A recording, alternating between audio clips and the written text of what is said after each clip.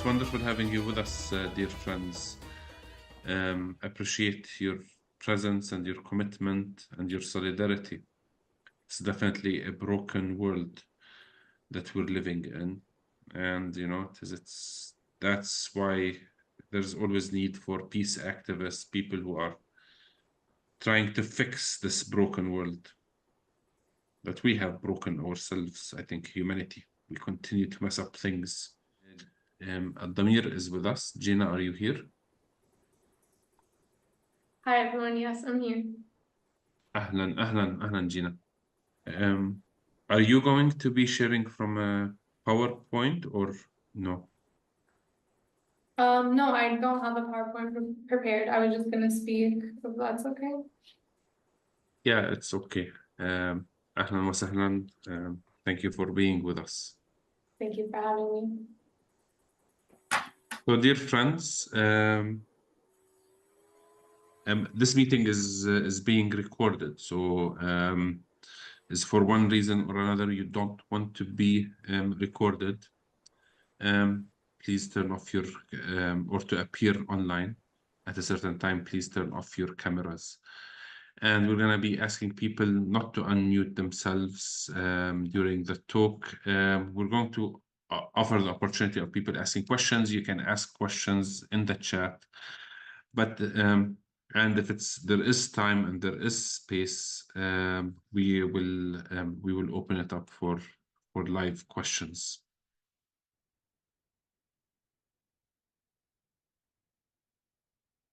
Continues to be a very sad period in Palestinian history. Since October 7th, the people in Gaza have been suffering, and our people in general, but especially our friends and families and people in Gaza have been going through so many war crimes, genocide. I don't know what words to describe it, that we're living in the 21st century and there is engineered famine that is taking place against our people, and with a very clear double standards being undertaken by the international community. The international community, as you're all aware, reacts, and that was part of the discussion, reacts in different ways depending on who's being affected and who's committing the crimes. Sadly, not new to us Palestinians, but especially in the past few years,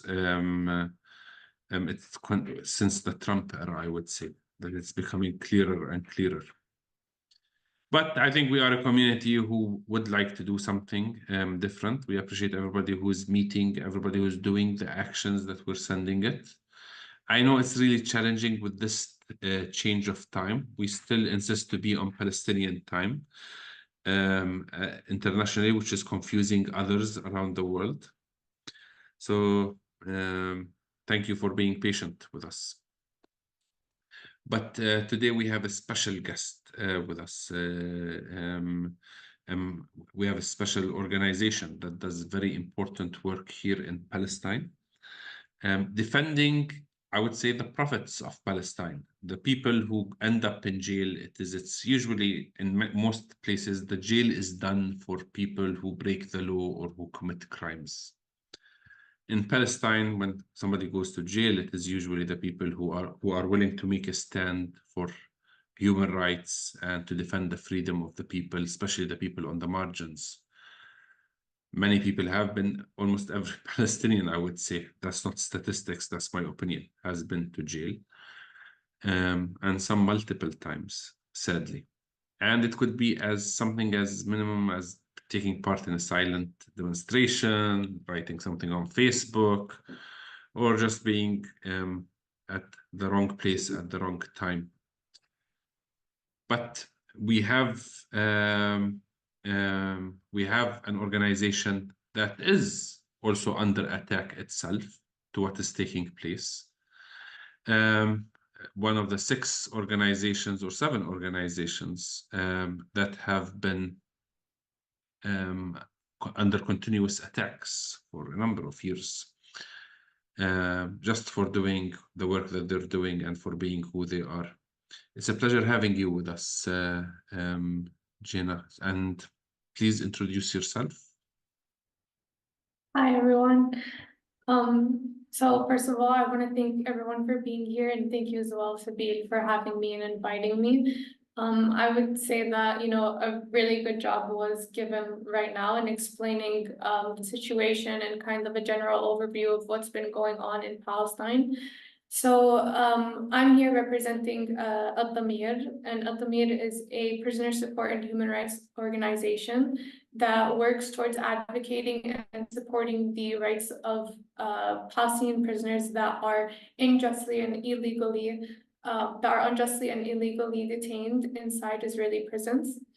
So what I do, my job specifically is I work as the international advocacy officer. So I work on more of an international level in just advocating for the rights of prisoners and making sure that their voices are heard at a more wide range and worldwide.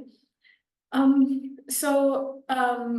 it was mentioned, Addameer was one of the 6 organizations that was deemed and designated as a terrorist organization. However, this has not really affected the work that we do for our prisoners because, to be honest and to be quite frank, no evidence was given against any of the 6 organizations that were designated as terrorists because there is just, no evidence against us. And all we do is we work towards advocating for prisoners' rights and making sure that we can find a way to put an end to the injustice and the occupation that has been occurring way back for, since 1948. So I guess today I'll be speaking and trying to give more of a context to the situation that has been occurring within the occupation's prisons after October 7th. So it's of course, important to note that, yes, so it's important to note that a lot of the injustices and a lot of the violations and the violations to human rights and violations to international law has been occurring way before October 7th. So the situation that the prisoners are in is nothing new, and it's only intensified greatly tenfold, one would say, after October 7th. So to kind of explain the process as well, so Palestinian prisoners are taken and tried in military courts. They are not tried in an ordinary court or ordinary court of law as we would see in other countries, perhaps around the world. They are specifically taken and unjustly trialed with a lot of loopholes around international law, and a lot of the charges that are given against the prisoners violate many laws. Such as, for example, administrative detention, and administrative detention is one of the most common charges that is given to Palestinian prisoners. And what administrative detention is that it allows the judge of the military court to charge any Palestinian, no matter age or gender, with a set of 3 to 6 months.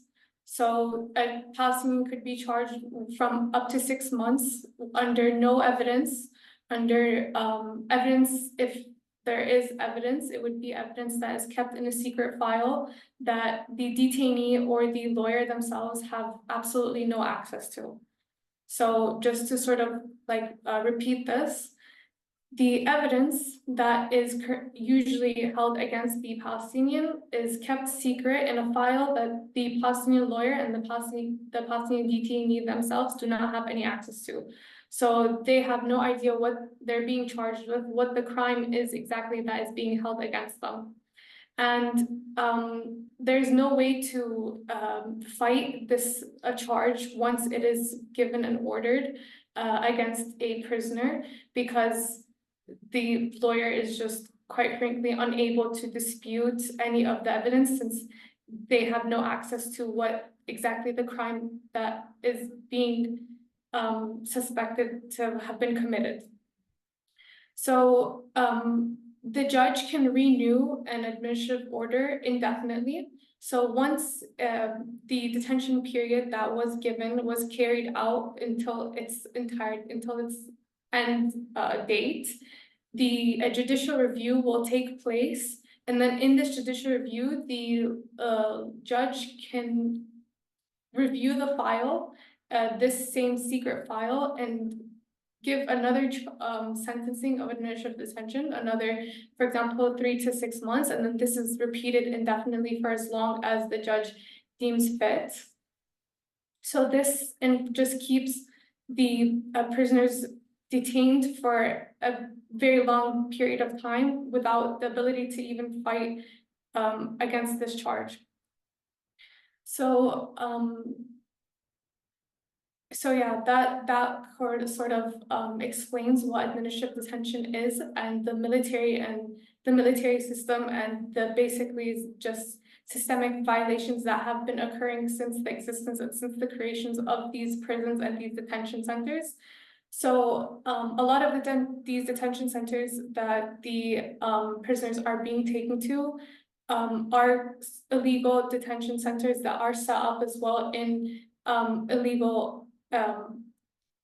So they are sort of in the occupied territories, and the Palestinian prisoners are taken to these detention centers, and this is against international law because the Palestinians should be charged and taken to a detention center that is within the territory of their country, of their own country. To sort of get into the situation of what the prisoners have been experiencing after October 7th. So after October 7th, there has been complete isolation of the prisoners from the outside world. So for the first 2 months after October 7th, prisoners were not allowed to meet with any of their lawyers. Up until today, they have not been able to get any visitations by their family members. They have been now allowed access to lawyers. However, it is very difficult for a lawyer to obtain a session, a meeting or a session with their client, and it basically takes a very long time. And most of the time, the detainees are transferred from a detention center to detention center without the lawyer even being informed. So a lawyer will show up to the detention center that he believes their client is currently being held in, only to be informed that they were transferred to another center without being informed, and then they themselves have to find out where they were transferred to because they are not usually given the information of where the prisoner is now currently being held. So we currently have over 9,500 political Palestinian prisoners being withheld in the occupations prisons, and over 3,500 of those are charged with administrative detention. And many of those are children and women as well. So to sort of give specific numbers, we have 200 children that are currently detained inside the occupations prisons, and 40 of those are charged with administrative detention. And we have 80 female prisoners that are currently being held in Israeli prisons as well. And when it comes to the numbers of the detainees that are coming from Gaza, there is no way to sort of confirm this number and make sure that it is an accurate number, because all the organizations here and us as well, we are forced to depend on this information coming from the occupation themselves, because we are not allowed to visit any of the military camps that the Gazan detainees are currently being detained in. And we have no idea of their whereabouts, how many are currently being detained, and what their names are, or any of their family members as well have no information. So they are, under international law, considered enforceably disappeared, because there's absolutely no information on them whatsoever. It is estimated to be around over 800 Gazan detainees that are currently imprisoned in these 2 military camps that they are being taken to. The situation of the Gazan prisoners and detainees, as explained by Israeli newspapers, is very horrible and disastrous conditions. They are kept in outside cages. They are not even kept inside a room inside a building. They are kept actually outside in a cage and outside in the harsh winter air and in the rain as well. They are not given any change of clothing. Everything on them once they were detained was completely confiscated. They are blindfolded and handcuffed throughout the whole entirety of their detention as well. They are, from testimonies that we've gotten from other prisoners and from testimonies as well that were given by some of the released prisoners, they were aggressively and harshly beat and brutally beat. So, sorry, just one moment, guys.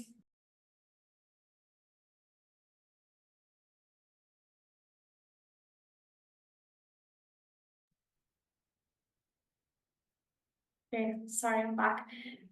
Yeah, so the situation is just horrible, and we have no way at all, like I said, to communicate with any of these detainees. A lot of the information that we do get, we depend, yes, these numbers are available on the website. So, as well as a lot of other information on the detainees is available as well. So yeah, we really have to depend on the occupation for accurate information and for the conditions of the prisoners. As well as information that we've obtained from Israeli newspapers is the fact that there has been 27 deaths that have occurred amongst the Gazan detainees. And for the detainees coming from the West Bank, there are currently 16 detainees that we know of that have been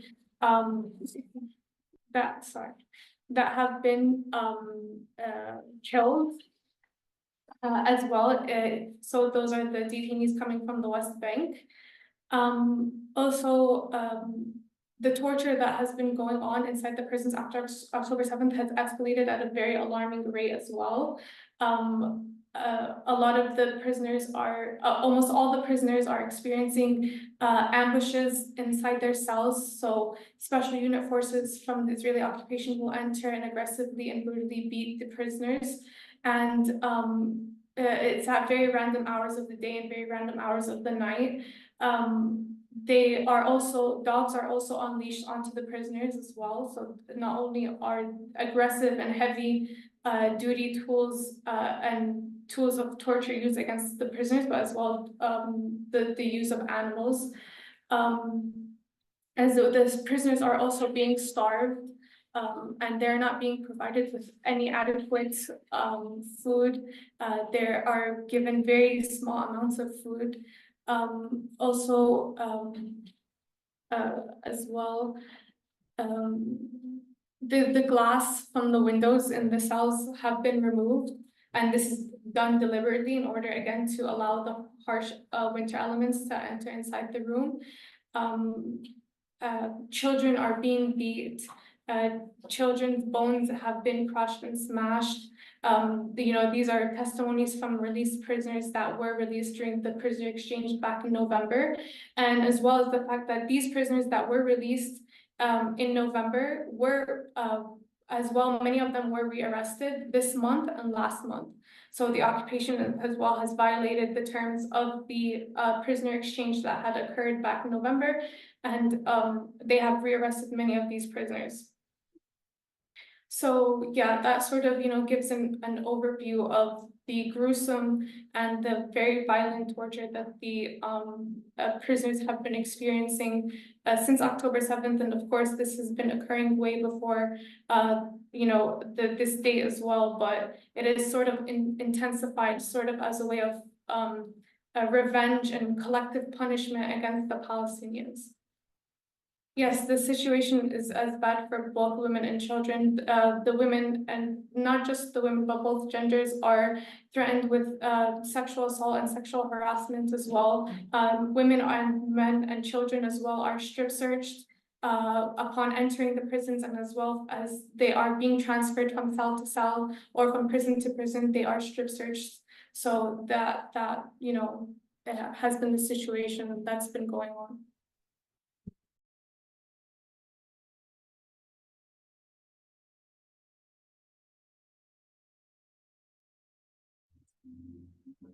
I think Salim managed to log in. Salim, are you there? I did, yes. Can you hear me? Yes, we can hear you. I don't know if we can see you. Can you see me? Well, it's fine if you don't need to see me. Yeah, we see thank you you. sitting relaxed on the couch, Salim. Well, it seems like we're having technical issues. I think we're trying to log in with and it seems like if the ISP, like anything from Palestine, we're not being able to connect to Zoom, so it's been weird. Sorry for the apologies of being late. Jenna, thank you so much for the information. If anyone has any questions, please, it's the time for some questions.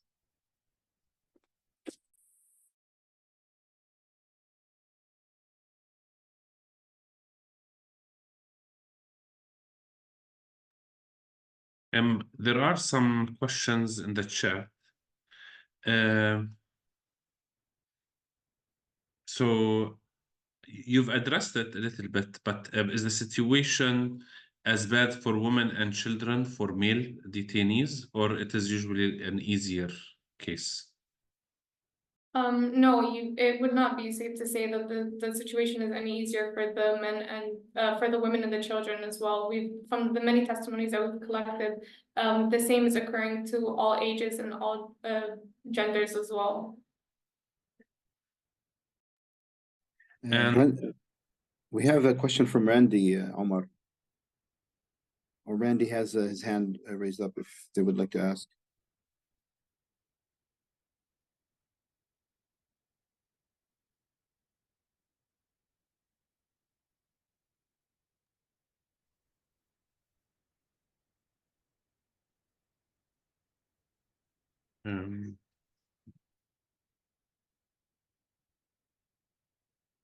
Randy?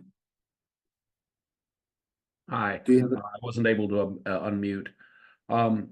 Jenna, we've been following the situation for one of the recent arrestees, Layan Nasser, who I believe is currently being held in Damon prison under administrative detention that she was just sentenced to this past week. But we know very little about the others who were arrested around the same time as her. I believe there were some 8 young people who were picked up in Birzeit and in Ramallah area. Do you know anything about their fates? I wouldn't know without the names. I know Layan Nasser, yes, and she was given as well administrative detention, and there's also Layan Kayed that was arrested on the same day as Right. well, and she was given 4 months administrative detention. Like I said, administrative detention has been the most common charge that's been given to the prisoners. So, we say about 80% of the prisoners that are, the Palestinians that are arrested are charged with administrative detention. So it is very possible and likely that they were as well charged, perhaps, but I wouldn't know for sure without the names. Okay. And as you said, once they are given the administrative detention sentence, there's nothing that can be done to overturn that? Correct. It is very difficult charge to dispute and to fight in court because, like I said, a lot of the evidence is kept secret and the lawyer has no access to it whatsoever. So, they can try to appeal, but most likely the outcome will not be anything different, and they will still be forced to carry out the entirety of the detention. Sure. And is there any hope that public pressure from the outside, from other nations, from us as individuals, can have any kind of an impact? Can we, is it helpful to write to the Israeli ambassadors in our country, in our various countries, or to try to invoke religious leaders to act out on their behalf? Of course, public pressure is always welcome, and action. There's as well an urgent call to action that I have actually sent to Salim to be passed around, and there's basically pre-written letters that can be signed and sent to Israeli judges and lawyers as well to hold them complicit and accountable for the crimes and the violations that has been going on. And is there a particular individual that you would have people write to? The letters, the document that I did send do contain 2 emails, yes, Thank you. of course. We have another question from John.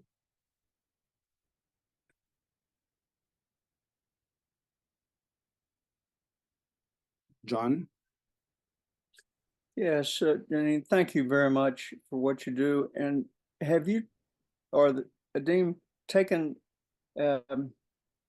any actions to international organizations like the UN or International Court of Justice regarding the system as well as individual cases? Are they being taken beyond Israel? So we do make a lot of submissions, and we do sometimes submit individual complaints to the working group of on administrative detention. However, no big impact or outcome has come from it yet. So, but we do, of course, we do work on that as well, and making submissions and trying to get the UN more involved. But with the occupation, you know, they really do go through many loopholes, and they find ways to not abide by international law, which is very obvious. We have a question in the chat, and the question is: the released people that were detained again, is there legal recourse that makes their release more likely? No, if they were charged with, because a lot of the ones that were rearrested, from those that were released were charged with another, with administrative detention again. So it is just the same process being repeated. So there's not really any, like different or special procedure to be done. But if some of them were detained, but then released, so they were only taken for interrogation and then released. However, many of them were given were charged with administrative detention once more. And there was one question I saw in the chat as well. You mentioned that the detainee would be blindfolded and shackled. Did you say, like, basically, did you say that the detainee blindfolded and shackled during the entire time of imprisoned? So yeah, this is what we've been seeing for the Gazan detainees specifically, those that were taken from Gaza.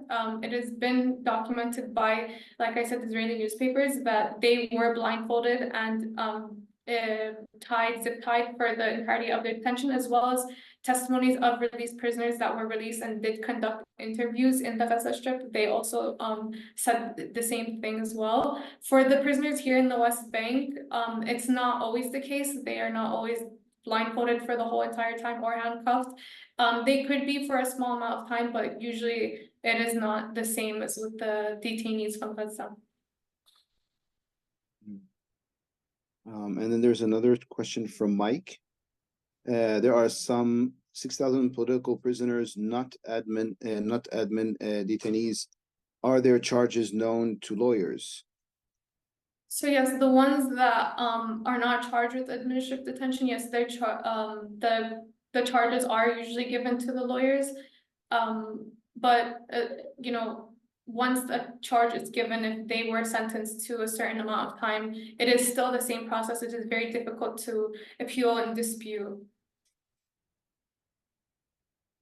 Another question is: are they given access to bathroom facilities? So yes, they are given access to bathroom facilities. However, what we've been seeing, especially after October 7th, is that they've been deliberately, the Israeli prison services have been deliberately ignoring requests. So if they are being held in the interrogation room or just the holding cell for a while, if the detainee requests to use the bathroom, they're forced to kind of wait hours on hours, sometimes 7 hours on end, until they're even taken to a bathroom. And then usually the bathroom is completely contaminated and really dirty. But I'm not really sure about the situation once they are put into a cell with the other prisoners, what the situation, but usually yes, there is access to bathroom facilities.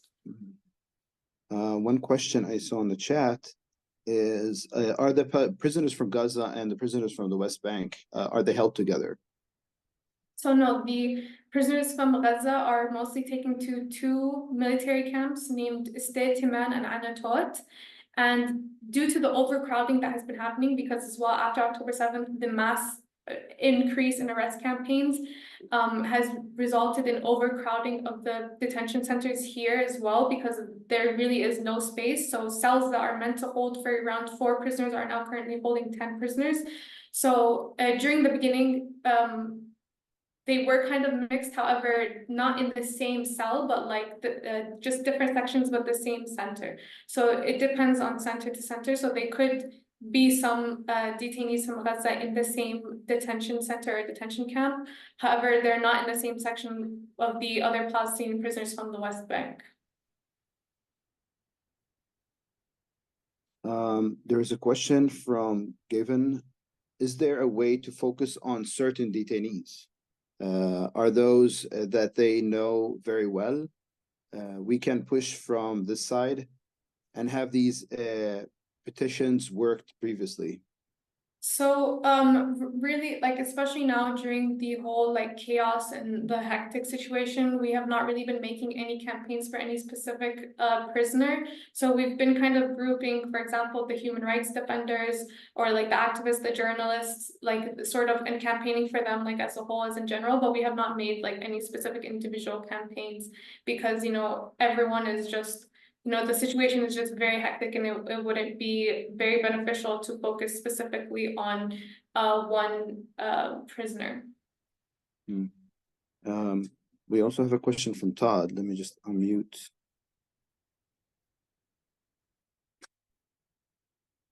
Todd? Yes, thank you. I figured it was easier just to talk than to type things in.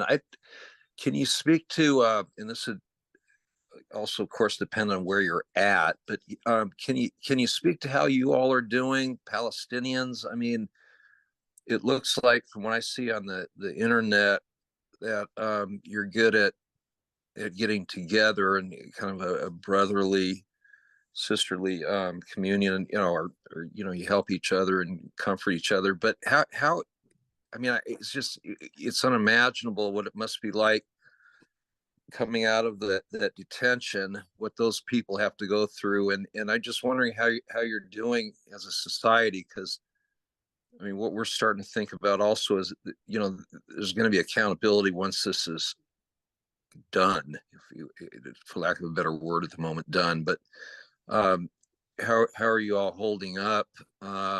It's just, you know, God be with you. Thanks. Thank you, Todd. I wouldn't, you know, to sort of answer that, I think, you know, people here are really good in creating communities with each other, and you know, a lot of these families of the prisoners, of course, they can relate to what's going on. You know, everyone, I would say almost, you know, it's a very high number of every household here in Palestine that has at least one family member that's detained or has been detained. So, you know, it kind of helps them, I guess, in sort of creating communities together and trying to help each other out. Even the prisoners themselves, what we've been seeing while we were taking testimonies is, you know, the prisoners are they try their best to create a sort of community with each other and protect one another. And this is also something that has been kind of an issue that the Israeli prison services have been, you know, trying to like prohibit, because they are really trying their best to isolate the prisoners from each other and not to let them speak to one another. And they do punish them even if they try to speak to each other, just hold a normal conversation. They do attack them and beat them as well. So you know, they notice that, you know, possibly the sense of community is what helps people stay positive. So this isn't something that they really want going on within the prisons. I personally was going to ask the same question which Randy just posted. Is the Red Crescent still being denied oversight access to the prisoners? Yeah, so the Red Cross still has not been able to visit the prisoners. As I said, family members as well have not been able to visit their detained family members. It is only the lawyer, and like I said, it is very difficult as well for lawyers to obtain visits for the prisoners. But yes, the Red Cross has not. There's a lot of information as well. I wasn't really able to like speak on, but a lot of the information is available on our website, and as well as the report that was published in January. And it also talks about the medical negligence that has been occurring within the prisons, and you know, just the horrific violations and injustices, and just complete chaos that has been going on. And there's a question from Barry. Is there any other nation that has practices in these areas that are comparable to those Jenna has described? Is there any nation that holds the same kind of practices as Israeli occupation as the prisons? Barry, yeah, the question is not clear.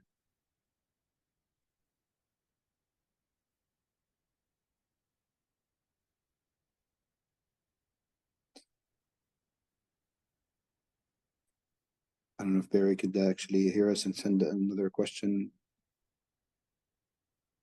Yeah, sorry, I don't see the question in the chat as well, so. I personally, just maybe until Brian shares it, I personally just saw a video today about the 14-year-old boy. I don't know, Jenna, if you saw it, from Gaza, who was just released from prison. He was imprisoned for like, I think 2 weeks, and he was shot in prison by the soldiers, and how he's traumatized by it. And it was really hard to watch.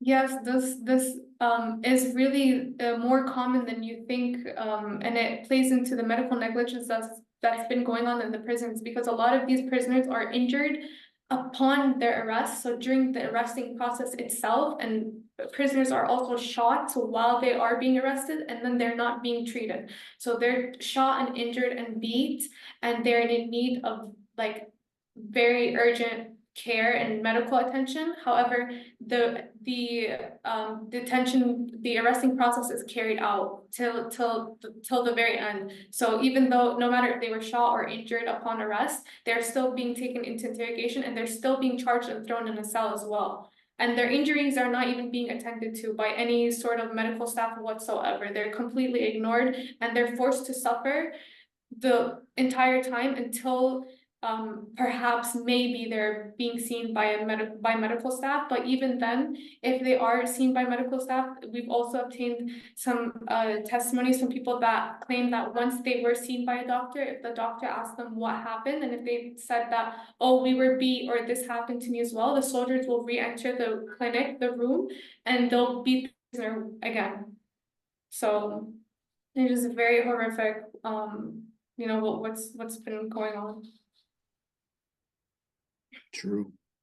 Well, if anyone, for some of you who already asked about the call to actions, we already posted the call to action that Jenna just shared with us on the chat. If you please, you could find it if you scroll, and you could find it. And you know, as a joint partnership in this project with today, we want to join Addameer and Jenna and their call to action, because this, I'm sure they've been doing it a lot, and it helps in somehow to put more pressure if anyone is looking for a way to, you know, support, help, or get engaged in this matter.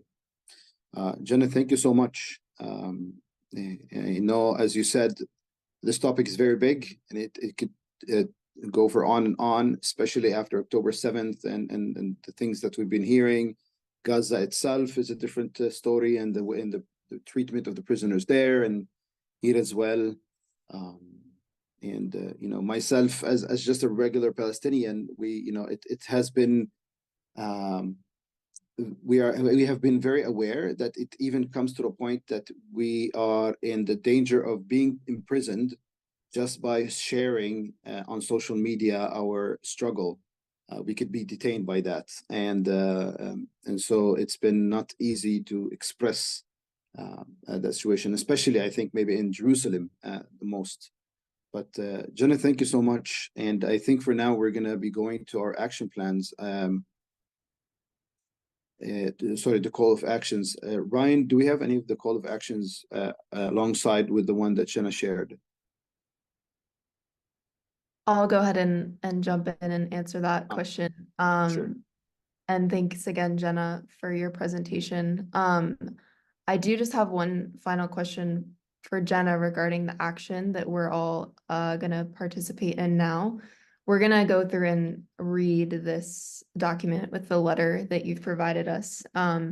Given that most of our audience here are internationals, mainly in the US and the UK, other European countries, what is the best way to contextualize this letter as we're copying and pasting it?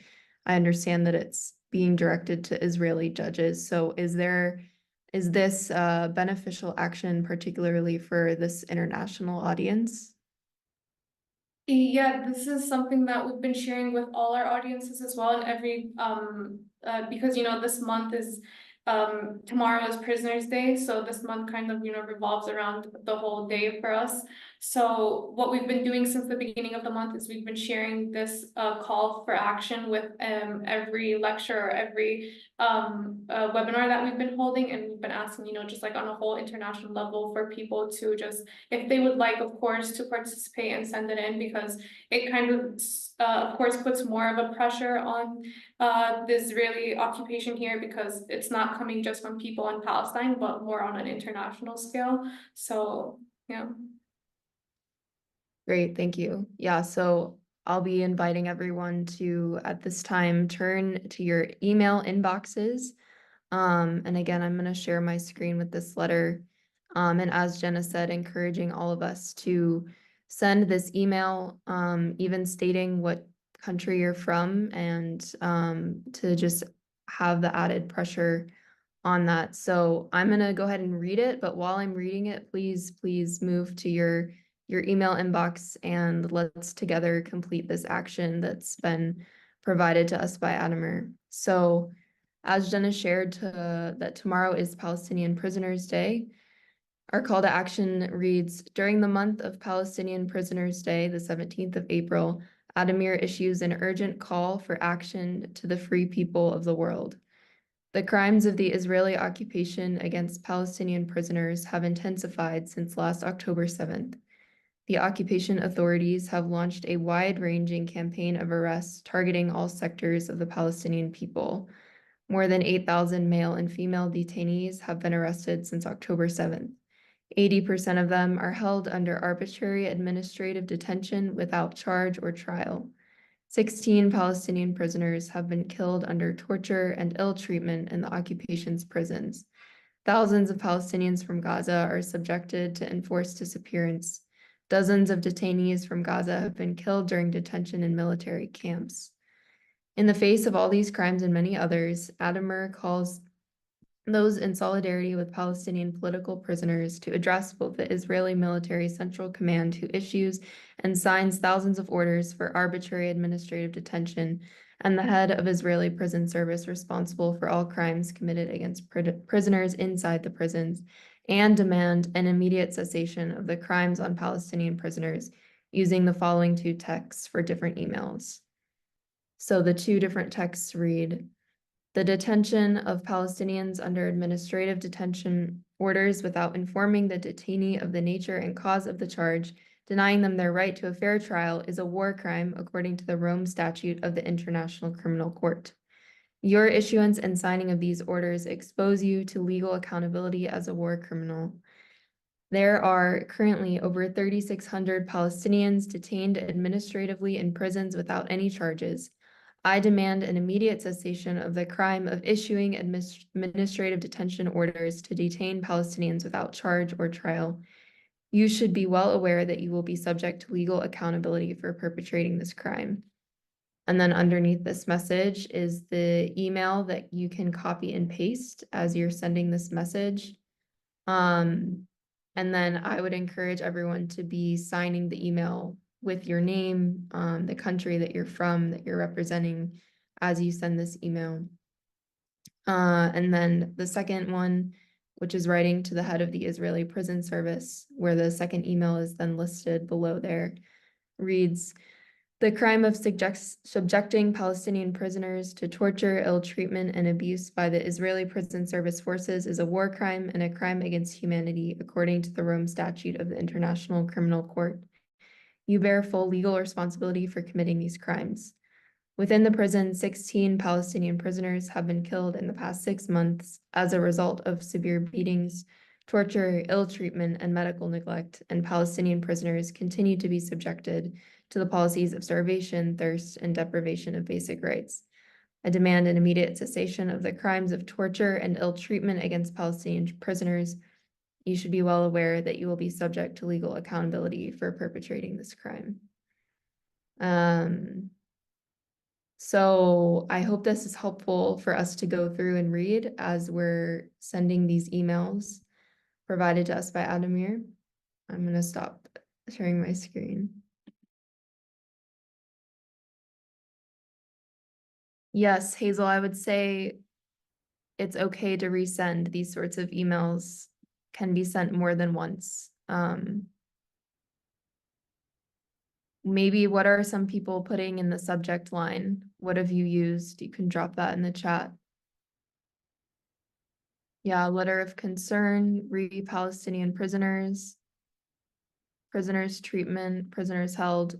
I would also say, even noting that April 17th is Palestinian Prisoners Day, could be something in the subject line.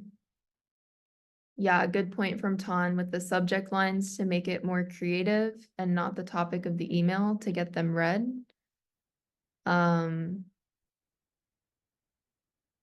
Yeah, good. Okay, just want to quickly move on to our other 2 actions, which were in the newsletter this week, which are, if you were with us last week, to watch and share the video that our partner Bisan Center has created about health rights violations in the Gaza Strip since the 7th of October. We watched it together as a group last week. And if you were not with us, I would encourage you to watch the video and share it with people. This is a really powerful, I think, short documentary that can be an educational resource. So that is linked in the chat. Thank you, Ryan. And then our second action is also a repeat from last week, but we want to continue for a second week, which is the petition that Omar began, protesting extremist Christian Zionist demonstration done by the Temple Institute. Last week, Mary Claire read out for us the entire petition, which is addressing the Temple Institute's plans to sacrifice a red heifer in an act of wanting to summon the third temple. And this is a petition that individuals and churches can sign to speak out against this demonstration of extremism. So we just want to share that for a second week, just to catch anyone who wasn't able to be with us last week. And as always, these are linked in the chat, in the newsletter, and on our Kumi Now website. So you have many places to find these if you don't get to it now. On behalf of Sabil and Kumi and Omar, I just want to thank everyone for taking the time to be with us today. This week's video will be online and recorded. And thank you for coming to learn, completing the actions, and of course, your commitment to justice for all Palestinians and all in this land. So with that, I just want to thank Salim for helping us facilitate. And we really need to address the fact that Zoom is doing something weird in Palestine right now. So hopefully maybe that will be an upcoming topic, the need for VPNs in Palestine. But yeah, thanks everyone for being with us. That's all for this week.